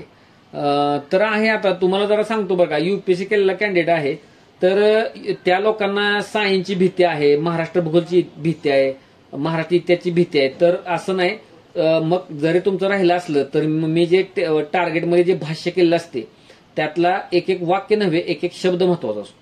मग त्या लोकांनी तो डोक्यात ठेवायचा पक्का, ह्याने असं लिहिलंय मग तसंच करायचं फक्त, ते वेगळं काय करायला जायचं नाही. म्हणजे लक्षात घ्या, मनानं डोकं चालवायचं नाही, कुणी कुणाला सांगेल ते. अतिशय काळजीपूर्वक ते शब्द रचना वगैरे केलेल्या असते, लक्षात घ्या. तर त्यामुळे तुम्ही काय करायचं, तेवढ्या गोष्टी कन्फर्म बरोबर म्हणजे चांगल्या करायच्या पक्क्या, आणि मग तुम्हाला काय करायचं ते करा, काय गोंधळ घालायचं ते घालायचा, मी सांगतोय म्हणल्यावर. आणि महाराष्ट्र इतिहास, महाराष्ट्र भूगोल किंवा अन्य गोष्टींना राज्यसेवा पूर्व परीक्षेला एवढा थारा नाही. अक्षरशः ते नाही केलं तरी काही फरक पडत नाही, इथपर्यंत असतं. पण तसं रिस्क घ्यायची नाही, ते करायचं आहे का, तर परत मेन्स पण आहे, डिस्क्रिप्टिव्ह लिहायचे आहे. आत्ता काय वाचलं तर थोडं आकलन तिकडं पण तयार होईल, त्यामुळे ती गोष्ट करायची आहे. पण टार्गेट सोडून तुम्हाला काय करायची काही गरज नाही. टार्गेट पूर्ण होत आहे, कधी कधी एखादा टॉपिक राहून जातो, तो पुढील दिवशी किंवा रविवारी पूर्ण करतो. आता जरा मी सांगतो मी सूचना पाळायची की अशी वेळ येऊन देऊ नका, त्याच दिवशी हाणायचा प्रयत्न करा. आणि हे 4-5 दिवस असे पकडा हिस्ट्रीचे किंवा 5-6, की आता आपण ग्रुप बरोबरच राहू, उद्यासाठी पेंडिंग काही ठेवणारच नाही. आज सूचना आल्या, आपला मेसेज वाचून एवढं डोक्यात ठेवायचं. पुढील दिवशी किंवा रविवारी नाहीच करायचा पूर्ण. पूर्वीपेक्षा खूप परिवर्तन आहे, शिस्त नियोजनानुसार गोष्टी सुरू आहेत. दिवसाचा टार्गेट असल्याने पूर्ण करण्याकडे भर असतो. वारंवार रिव्हिजनची सवय लागल्याने टॉपिक पक्का होत आहे. हातातले मार्क केवळ न आठवल्याने जाणार नाहीत, पीवायक्यू चांगल्या पद्धतीने होत आहेत. भीती नाही पण सायन्सची चिंता आहे. जर कोणाला काय वाटलं तर मला टेलिग्रामला मेसेज द्या. भीती नाही पण सायन्सची चिंता आहे. जनरल सायन्स पूर्वी कधी केलेलं नाही, कमी वेळेत मल्टिपल रिव्हिजन द्यावी लागतील. हो, खरी गोष्ट आहे. सायन्स ज्या वेळेला चालू होईल त्यावेळेला तुटून पडायचं, वेगळं काय राहणार नाही. खूप लवकर अंमलबजावणी सुरू झालेलं आहे, त्यामुळं आम्ही त्यावेळेला जमवला होता. पण त्यातलं पण किस्से परत सायन्सच्या वेळेला मी सांगेन. म्हणजे काय होतं, एका विद्यार्थ्यासाठी मी अंमलबजावणीला हिस्ट्रीची टार्गेट पुन्हा दिली होती. पुन्हा त्याच कॅन्डिडेटसाठी मी काय केलं होतं, लक्षात घ्या, त्याच कॅन्डिडेटसाठी की सायन्सची सुद्धा मी टार्गेट जरा रिशफल केली होती. पण परत त्या कॅन्डिडेटनं सायन्स स्किपच केला होता. आणि हे मला आधी माहित होतं आणि मी त्याला बाकीच सांगितलं होतं. तुम्ही करायला का नाही माहित नाही, पण मी त्याला दिला होता जरा बघूया म्हटलं काय कॅन्डिडेट करतोय, लक्षात घ्या. पण काय उपयोग होत नाही. पहिल्यापासून न केलेली माणसं मागच राहतात. बाव खाल्लेला असतो ती माणसं मागच राहतात. त्यामुळे कधी जरी केलं नसलं एखादा घटक, समजा एखाद्याने एन्शियंट केलेलं नाही, आता तुटून पडायचं, सांगितलंय ना करायचं, मग एन्शियंट आपलं सायन्स सांगितलंय ना करायचंच मग, म्हणजे लक्षात घ्या अशी गोष्ट करायची. अभ्यासातील प्रमुख शत्रू सध्या आजारपण, ते काय आपल्या हातात नसतं, लक्षात घ्या. पण चांगल्या लोकांना ते एक काय असते, लागलेला कलंक असतो, म्हणजे काय ती भीती असते कायम, आजारी नाही पडायला पाहिजे, म्हणजे माझं तरी मत. आणि कधी कधी की त्यांनी शब्द सांगितला की प्रोक्रॅस्टिनेशन, ज्याला आपण काय म्हणतो, कामे लांबणीवर टाकणे आणि आळस, हे दोन आहेत बघा. चांगल्या विद्यार्थ्यांचं होतं असं UPSC केल्यानंतर सुद्धा अतिशय तगडं मेन्स आहे आता, म्हणजे अशा कॅन्डिडेटचं, तो जर सुद्धा सांगत असेल तर मग अवघड आहे ना, की कामं लांबणीवर किंवा काय. तर येतो ती गोष्ट, पण एक डेडलाईन स्वतःला आखूनच घ्यायची. आणि आपण आपलं जर जुना अपयश धुवून काढायचं असेल, म्हणजे लक्षात घ्या की, तर आपल्याला काय करावं लागेल, समजा धुवून काढायचं असेल तर मग 25 सारखी संधी आपल्याकडं नाहीच आहे, म्हणजे कधीच नाही आहे 25 सारखी संधी. म्हणजे असं ते डोक्यासारखं वाक्य. जॉबमुळे थोडा वेळ मिळतो, त्यामुळे सेल्फ डाऊट येतो, कधी कधी येणारच की. मग तुम्ही जॉब पण करणार, पगार पण घेणार, परत इकडे पोस्ट पण वाटणार तुम्हाला घ्यावी, तसं नसतंय ते तुम्हाला त्यातनं वेळ काढावा लागेल, तसं चालत नाही ते. मग कोणतं सांगतं मी गृहिणी आहे, माझं काम असतं काय असतंय, तसलं काय नसतं इकडं, सगळे एकच लाईन. म्हणजे तसंच आहे ना, आयोगानं काय सांगितलंय, तुम्ही जॉब करा किंवा काय सांगितलंय का, जॉब करूनच अभ्यास करा किंवा काय, थोडा वेळ कसा मिळतो. तर आता तुम्हाला सांगितलं ना की रुद्रमध्ये तर निम्मी लोक जॉब करणारे आहेत, निम्मी. अंमलबजावणीचं मला आकडा माहित नाही, त्यात पण आहेतच, म्हणजे लक्षात घ्या निम्म्यापेक्षा जास्त. मग त्याप्रमाणे मग तसं गोष्ट आहे. मग आत्ताची जो लेक्चर 6:30 नंतर रात्री 9:15 आता लक्षच लेक्चर आहे, तसं का केलंय मग, म्हणजे लक्षात घ्या त्याच्यामुळेच केलेलं आहे ना. तर ते लोक सगळी जॉबवालीच आहेत. आपल्याला वाटतं आपल्याला फक्त जॉब आहे, पण तुटून पडतात. त्याला तर वाटतं की आता माझ्याकडे ग्रुप सीची पोस्ट आहे, तर मी आता कसा तरी क्लासरूमवर जाणार आहे, म्हणजे मला काय पण करून गेलंच पाहिजे, ह्याच्यातनं बाहेर पडलंच पाहिजे, असं येणार आहे. आणि ते मागं बोलून झालंय बघा की जॉब करणाऱ्यांना वेळेचं भान असतं, फायदे त्यांचे काय असतात, त्या मानाने तुलनेनं नवीन जी लोक असतात पूर्ण वेळ अभ्यास करणारी, ते जरा लूज राहण्याची शक्यता असते बऱ्यापैकी, त्यांना वेळेचं गांभीर्य तितकं येत नाही, म्हणजे अशी गोष्ट असते. म्हणजे लक्षात घ्या जी काही गोष्ट आहे त्यामुळं कमी वेळ मिळतो, चुकीचं आहे ती गोष्ट. 6 तास काढायला पाहिजे, 6 तास जॉब करून पण 6 तास काढायला पाहिजेत. आणि मग त्याच्यात आणि आता जे मेसेज दिले ते फक्त अंमलबजावणीतच आहेत, तेवढ्या वेळेत तुमचे टार्गेट संपायलाच पाहिजेत. तर लक्षात घ्या, गोड गोड बोलून काय आहे मग की होईल बाबा तुमचं करा, मग तसलं काय नाही, वेळ काढावाच लागेल, म्हणजे लक्षात घ्या त्याला दुसरा पर्याय नाही.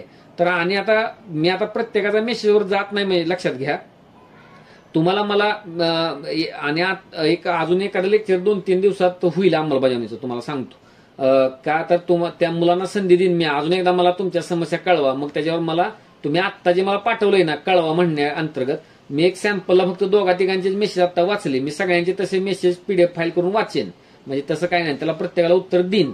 म्हणजे पुढील 3 दिवसात, उद्या आणि परवा नसेल, म्हणजे त्याच्यानंतर लेक्चर असेल अंमलबजावणी राहणार आहे लेक्चर. आणि त्यावेळेला मग ते PYQचं पण बोलतो, आणि समजा हिस्ट्री बद्दल काय बोलायचं असलं तर आता हिस्ट्री तिकडे चालू आहे त्यामुळं तर ते मी बोलीन.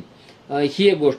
आता तुम्हाला एक थोडी कल्पना देऊन ठेवतो की काय की बऱ्याच जणांचं एक येतंय बघा की वारंवार भेट देण्यालाच ती गोष्ट होत नाही. तर बघा ती पुरवट आहे, ती जर नाही तुमच्याकडनं झाली तर मग तुमच्या हातात काय मिळणार नाही. ती सवय तुम्हाला लावून घ्यावी लागेल. तर त्याचे वेगळे मार्ग आहेत. तर तुम्ही 10-10 मिनिटं 15-15 मिनिटं मिळवून फक्त केलेल्या PYQच्या खुणा जरी नजरेखालून घालू शकला तरी ते खूप असतं, आणि परत त्याची भीती निघून जाते. म्हणजे लक्षात घ्या एवढी गोष्ट पाळा ते. तर आता बघा आपल्या ग्रुपवर आतापर्यंत पॉलिटी आणि जिओग्राफी एन्व्हायरमेंट, म्हणजे जो काय घटक आहे पॉलिटी आणि जिओग्राफी संपलेला आहे, म्हणजे लक्षात घ्या. तर पॉलिटी आणि जिओग्राफीला तुम्ही वारंवार भेट द्यायला पाहिजे. ते तसं सोडायचं नाही हवेत, किंवा मी असा एखादा दिवस दिला तर आता मग कोण म्हणतं आठवड्यात 1 दिवस द्या, आठवड्यात हे असं तसं देऊन मागं पण बघितलेलं झाला फायदा काही लोकांना, पण तसं काय देण्यात काय अर्थ नाही. मध्ये आधी जरा ताण आला किंवा काय एखादा दिवस देता येईल, पण तसं बसलेली लिंक तोडता कामा नये. ते दिन पण आत्ताच नाही, लक्षात घ्या. त्यामुळं पॉलिटी आणि जॉग्राफी जो झालेला आहे तो एकदम चांगल्या प्रकारे कव्हर करा. म्हणजे लक्षात घ्या, एक अतिशय चांगल्या प्रकारे कव्हर करा. अधूनमधून भेट द्या. म्हणजे आज जरी एन्शियंट दिलं असलं, मग एन्शियंट केलं रिलॅक्स झालो, रुद्रमचं एक प्रश्न काम केलं, झालं, संपला विषय. आणि आज पॉलिटिकल जॉग्राफीला कुठंच हात लावला नव्हता, फास्ट पण काय बघितलं नाही, तर चूक आहे ती गोष्ट. म्हणजे लक्षात घ्या ते कॅरीच करायला पाहिजे. म्हणजे लक्षात घ्या, मी तर तुम्हाला सांगेन. तर आता त्यामुळे तसं करा. म्हणजे हिस्ट्री आता म्हणजे साधारणतः तुम्हाला एक पुढचा अंदाज देतो. सुरुवातीला ग्रुप चालू करताना जरी काय म्हणलो असलो 90 दिवसात 80 दिवसात, पण सगळ्यांचा अंदाज घेता आणि त्यांचं रिव्हिजनचं सायकल बघता, तर तुम्हाला सांगतो आता आजचा दिवस एन्शियंटसाठी आहे, उद्याचा दिवस एन्शियंटसाठी आहे, परवाचा दिवस मिडिवलसाठी, बरोबर. आणि त्यानंतर मॉडर्न इंडिया आणि मॉडर्न महाराष्ट्र चालू होईल, महाराष्ट्राचा इतिहास आणि भारताचा इतिहास, बरोबर आहे. तर तो सलग 20 दिवस चालेल. म्हणजे लक्षात घ्या, तर त्याला वेळ द्यावाच लागेल. मी फक्त अंमलबजावणीचं बोलतोय आणि 20 दिवस तुम्हाला त्याच्याबरोबर पॉलिटी आणि जॉग्राफी कॅरी करत न्यावा लागेल. मग ते जरा शेड्यूल जरा बसवायचं मी तरी जरा प्रयत्न करतो, एक वेगळेपणा ह्या वेळेला मीच जरा मेन्शन टार्गेट करून, म्हणजे असा जरा प्रयत्न आहे. पण वैयक्तिकरित्या माझा आवाज येतोय का सांगा बरं.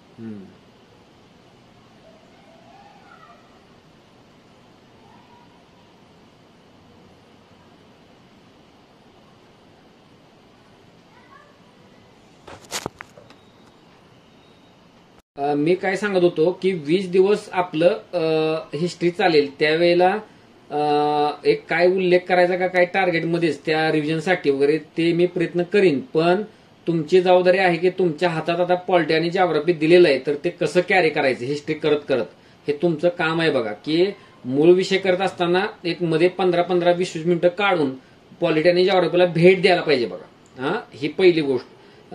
नंतर आहे ना, म्हणजे तसं म्हणायला गेलं तर अजून 22 दिवस हिस्ट्री चालेल. म्हणजे एन्शियंटचा एक दिवस, मिडलचा एक दिवस आणि पुन्हा 20 दिवस. ते सोपं नाही हिस्ट्री, तुम्हाला माहित आहे. आणि आपण एवढे 20 दिवस देतो. म्हणजे लक्षात घ्या, का तर तुम्ही रुद्रम करायचं आहे मेन्सचं, किंवा तुम्ही मेन्स करत असाल तिकडे काय करत असाल तर ते, आणि हे करायचं आहे, प्लस आपल्याला रिवाइज मागचं करायचं आहे.